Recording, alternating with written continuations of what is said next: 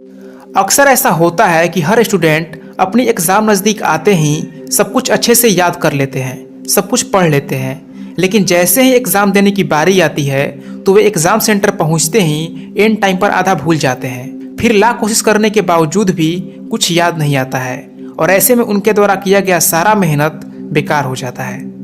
दोस्तों, जब भी याददाश्त या स्मरण शक्ति की बात होती है तो सबसे पहले स्वामी विवेकानंद का चेहरा सामने आता है। उनकी याददाश्त इतनी मजबूत थी कि अगर वे किसी भी पेज को एक बार ठीक से पढ़ लेते थे तो उस पेज पर लिखे हर एक शब्द उनके दिमाग में छप जाते थे।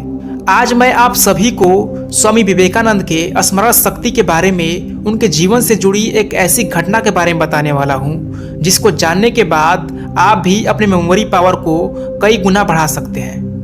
बात उस समय की है जब विवेकानंद अपने गुरु भाई के साथ यात्रा पर गए हुए थे। स्वामी जी को पढ़ना बहुत अच्छा लगता था। उन्हें जहाँ भी अच्छी किताबें मिलती थी तो वे उसे अवश्य पढ़ते थे। किसी भी नई जगह पर वे लाइब्रेरी अवश्य खोजते थे। एक शहर में उन्हें एक पुस्तकालय में कई ऐसी किताबें दिखाई दी जिन्हें वे पढ़ना चाहते थे। किताबें पढ़ने के लिए स्वामी जी और उनके गुरु भाई कुछ दिनों तक उसी शहर में ठहर गए। गुरु भाई उन्हें पुस्तकालय से संस्कृत और अंग्रेजी की नई नई किताबें लाकर देते थे।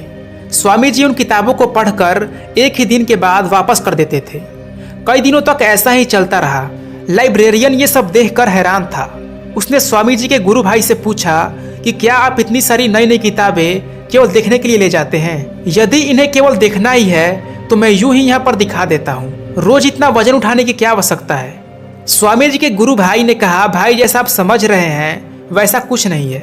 मेरे गुरु भाई इन सब किताबों को पूरी गंभीरता से पढ़ते हैं, इसके बाद ही मैं इन्हें यहाँ पर वापस करने आता हूँ। ये बात सुनकर लाइब्रेरियन ने कहा कि अगर आपकी बात सच है तो मैं उनसे जरूर मिलना चाहता हूँ।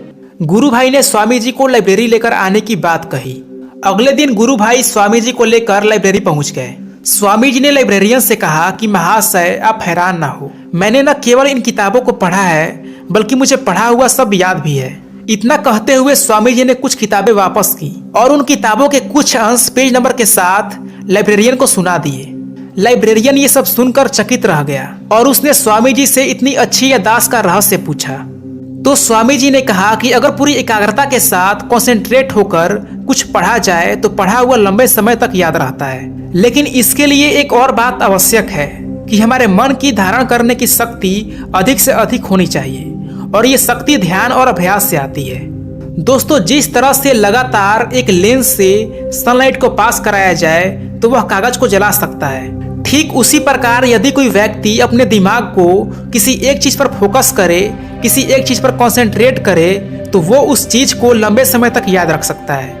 हमारे दिमाग में असाधारण और असीमित शक्तियां छुपी हुई है, परंतु हम जैसे लोगों का दिमाग अनेकों चीजों में बटा होता है। अगर हम अपने दिमाग को इतने कामों में लगाने के बजाय किसी एक काम पर लगाए तो हम अपने मेमोरी पावर को हजारों गुना बढ़ा सकते हैं।